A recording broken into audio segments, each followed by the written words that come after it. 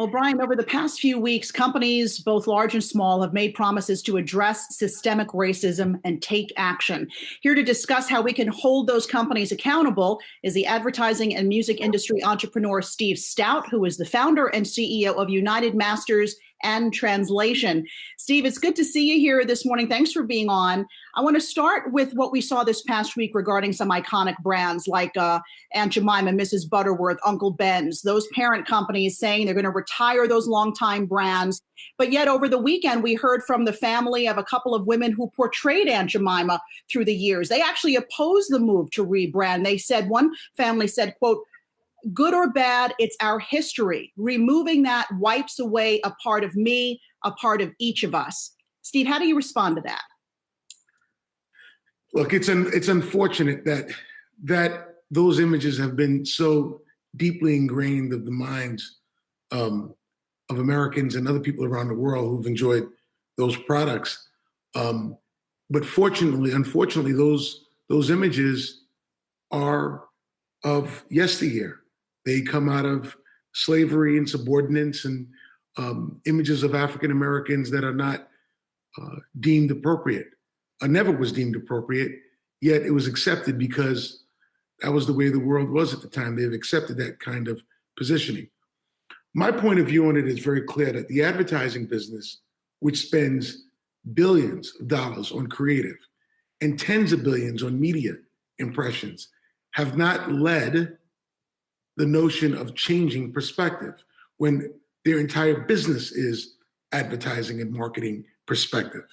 And because I've been in the business for 20 years and proud to be in the business for 20 years, and as an African-American who's led that industry, I want to lead change to help fix that. Steve, I was reading another interview you gave recently, and you were quoted in there as saying the ad industry incentivizes segregation. Explain to us, how is that happening right now? Well, the advertising industry in general, they put people into boxes, right? So if you're 18 to 24 Black, 18 to 24 white, Hispanic, they use these targeting tactics to then send specific messages to certain people with the assumption that there's no shared value. So Brian, the advertising business looks at you and I like we are in two different worlds. They don't see that there may be things that we share in common. In fact, that's not what the industry thrives on. The industry thrives on finding ways to separate us and segment us. And by the way, that started with the advent of FM radio.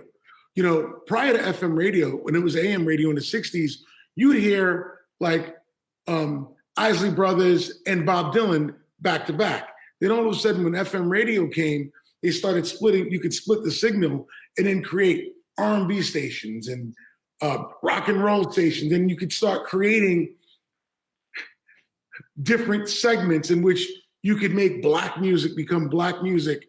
And because it was Black radio and Black music, then you start setting up advertising and media dollars around Black music and Black radio. This was always something where if you can segment, the further more you can segment, the more money you can generate in targeting dollars. And that's what the ad industry thrives on, or the media industry thrives on. Steve, you're deeply rooted in the music industry. Have they made strides there when it comes to systemic racism, wiping out systemic racism? And what you just outlined, which I think is a great point, how they've sort of segmented even the music industry, separating Blacks from whites. Should they be doing that going forward? No, it's the segment. The first thing I want to pull back on is the segmenting business is a business that creates much more dollars in the funnel, because you have to go here, you have to go here, you have to go different places in order to find people. At least that's what the argument is. So if you like a song and it's on Black radio and you want to target people who listen to Black radio, then you spend money there. But it's no different than I started a beauty company. I was a big part of a beauty company called Carol's Daughter years ago. And the first argument I had was I'd walk into a Walmart or a Target and I'd see the Black beauty section. I'm like, how? Could there be a Black beauty section? You could also put the products in alphabetical order. You don't have to do that, right? But this idea of putting people in boxes and segmenting them has just been the way of the world. Now, back to the music business. I don't know if you guys seen the music business made a big step last week. They dropped the word urban. First of all, it was a stupid idea from the beginning. So there are kids that were walking around. I was one of them. I started off in the record business. I was at Sony, and I was the head of urban music. So I'd go into rooms and hand out a business card, right? So let's say I met you, Brian, in your former life, and I give you a card, and it says Steve Stoute, head of urban music. What are you supposed to think? How are you supposed to feel? How are you supposed to describe? So now you're looking at it and you go, well, urban is a measurement of space, right? So suburban, rural, urban, density. What does that have to do with your title? And somebody just thought urban meant Black. And they thought it was a better way of saying Black or African American or colored people. So they used urban. The record business with urban music, if let's just use that, dominating the global charts, only has one, thank God, one, and he's going to bring in more, Big John, CEO, that runs a music company. There should be way more African Americans, Black people, or urban folks, whatever they want to call it, leading these companies. Their music dominates the charts, yet the music business still hasn't caught up. You should do some homework on this, but literally in the 80s, 70s, 90s, record company contracts, they call the original recording, the one that you record live, they call that the master, and the duplicates are called slaves. It's literally written in contracts. Steve, I did want to ask you while we still have you here. These advertising companies, they're publicly traded. Okay, there are shareholders that essentially own pieces of stock in these companies. Omnicom, WPP. What executives there are not getting it right? Who are you most disappointed with? I think shareholders, they only get the financials, they only get the statements from these companies and press releases. Just from internally, who have you been disappointed with, and who needs to step up their game here? Thank you, Brian.